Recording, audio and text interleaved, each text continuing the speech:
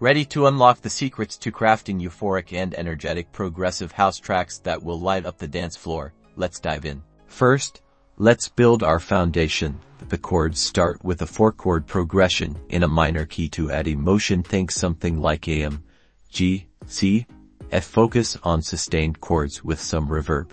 Now, for that signature progressive house sound, choose a lush synth sound. Experiment with supersaws and pads. Layer multiple synths to create a full, rich texture. Adjust the attack and release to create smooth transitions. Next, we'll construct a driving drum beat. Use a punchy kick on the downbeats and a crisp snare on beats to and for add closed and open hi-hats for rhythmic variation. Don't forget to include subtle percussive elements to fill the sonic space.